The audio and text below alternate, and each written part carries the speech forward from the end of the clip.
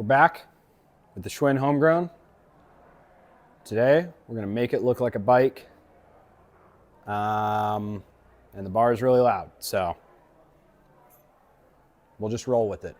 So here's the parts we got ready for the bike. These nice whiskey bars. I forget which model they are. They got a nice sweep, which is sweet. We got a new X9 chain, BB7 brake caliper, Surly 8-pack rack, and then this random stem that's gonna be a placeholder because the new stem has not arrived yet. So let's get to putting this stuff on. Forgot this TRP rotor. I think with the BB7 mechanical brake, a nice like sturdy rotor is important. It makes the brake feel way better. We got a lot going on here. And I've been waiting on all the parts to show up, and I don't know what's up with shipping, but they're still not here. And I gotta say, usually our parts suppliers are pretty punctual with shipping, but it's just been weird recently. So I don't think it's like the supplier's fault necessarily. I think it's more something going on with the postal system. But yeah, we got this TRP R2 rotor. They're nice and sturdy. I really like the TRP rotors. I run them on my full suspension mountain bike, which I don't talk about much on the channel here, but maybe one day we could do a video on that. But we are doing a front disc conversion on this bike just because we can, you know, give it a little bit more stopping power up front where it really matters. I think for a like kind of ultimate resto mod commuter, disc brakes are a really good upgrade. There's nothing wrong with rim brakes for like pretty much everything, but sometimes more stopping power is just nice to have. I'm also not a super big boy. I only weigh like 160 pounds, so most disc brakes or most rim brakes can handle me just fine. But definitely in the wet, disc brake's nice to have.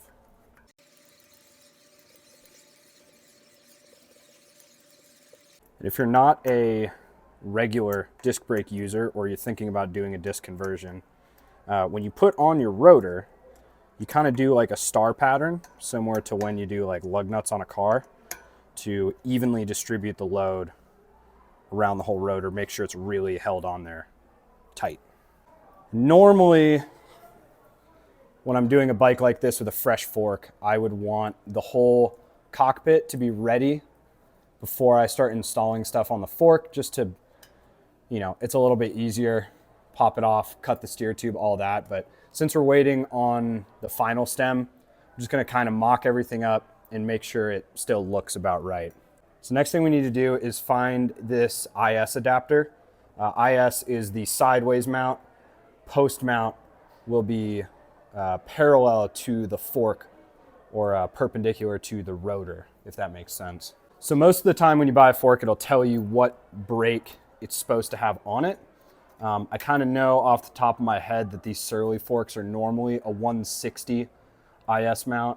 For the most part, IS mount is always 160 as its base rotor setting, and then you just get different adapters to change where the brake caliper sits. If you're building up from scratch, this mount goes on here like this, but on pretty much all mounts it has writing. So this one, front 160, rear 140, and we have a 160 rotor on the front, so this is the right adapter that we need. So normally I will mount the caliper to this mount loosely first. So that's loosely mounted. And then we will shove this in here, which actually looks like I might have put the adapter on backwards, which is very cool of me. So let me flip that around. And that's a problem. So this adapter is not meant for the Avid body, because you can see there's an interference at the bottom there, and these bolts aren't all the way down. So now I need to go hunt for the correct adapter. This is always the fun part. So here I am with the new adapter. I'm going to test fit this, and then I'm going to see how close it sits to the rotor. It looks like it's way too far away, so I'm guessing that this is a 180 adapter. This one doesn't have any writing on it, so this is just like a guess and check game. If I were to do this properly, I would have ordered the Avid 160 IS mount, but I'm just going through our parts bin because I hate to just leave parts sitting around. All right, that was really fun. So I just messed around with adapters for, I don't know, 30 minutes or so, but I believe that I found the right one. These BB7 brakes take a certain adapter because of how big the body is, and because they have little brake pads have like a flange that comes off of them. So you have to find the right adapter, which I could have avoided all of this by just ordering the correct one right away, but I knew that we had the right one sitting somewhere. And it looks pretty good. I just gotta align the brake now. So getting the brake aligned is always a little fun endeavor. You basically just get it to not rub. I like to look down the rotor, and I get it as close to the non-moving side as possible. And that's rubbing. Bring that over a little bit. Tighten it down.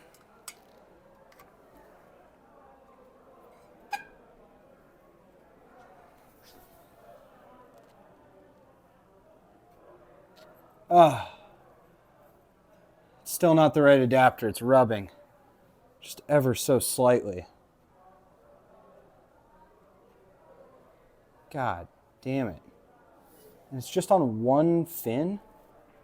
That's so weird. That's so odd. All right, I gotta do more fiddling. Okay, it's been another 30 minutes. We had no 160 adapters, so I found a 180 adapter and swapped the rotor to 180. We're all caught up. Still rubs, but it's a lot easier to adjust this brake when it's hooked up to the lever and you can like grab the brake. But I just wanted everything on here just so everything's ready to cable when we get the stem and do everything else, you know. So that took just like way more time than it really needed to. Oh well, such is life. I'm gonna go ahead and put the bar and stem on so that I can kind of look at how it's gonna look, I guess. I just kind of really wanted to see this thing together today, and I really need to get it done by like Monday. So how am I gonna loosen the stem and hold the wheel up. It's fully loose. There we go. Push everything together as tight as I can by hand. I think the stem that we got is a bit shorter than this old GT one. And it also doesn't have a blue cap on it. Looks kind of ugly with the bike. But, nope, didn't loosen that enough either. I am really all over the place today. I was really hoping that all the parts would be here, but they're just not. Oh well.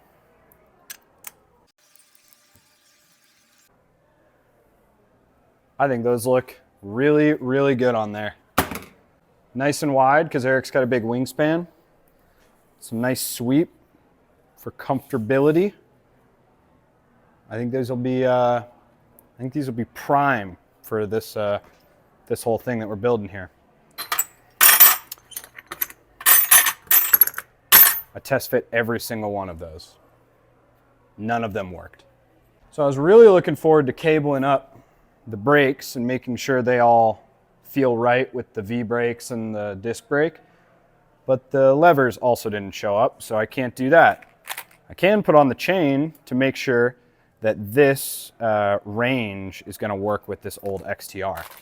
So the first thing I like to do with a fresh chain and a fresh drivetrain is line it up on, in this case, it's a 1x, so big to big, and you should have about 2 links left. So this chain's a little long, but it will give us a chance to see how this is looking here. And then we can also check this here. So if that was the smallest small gear with the 1x, that's where your chain would be sitting. And that's not quite enough tension, I think. So I think I'm only gonna pull out 1 link. And then, you know what? I'm gonna pull out no links. I just wanna see if this thing will shift through all the gears. Gotta get the nice quick links in there.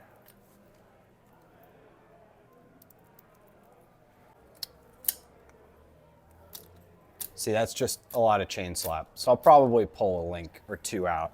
So I'm just gonna push it by hand.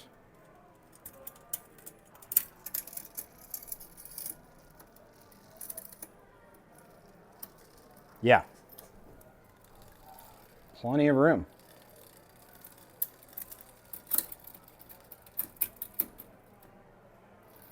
Sick. And you hear that hub? No, you don't. Silent. It's kind of the goal of today was, you know, I can't finish the bike yet, but I did want to get it to a point where I could show Eric what it's going to look like. I just wanted to make sure that he was happy with like how the visuals of the bike looked and all the lines and the rack and the bars and all of that, because when these parts are still basically brand new, unridden, there's stuff that we can change without having, you know, losing the value of having it be used, you know? So for these like extra special builds, it is kind of nice to do like a full mock-up of all the things that you're gonna be putting on the bike, or all the major parts at least.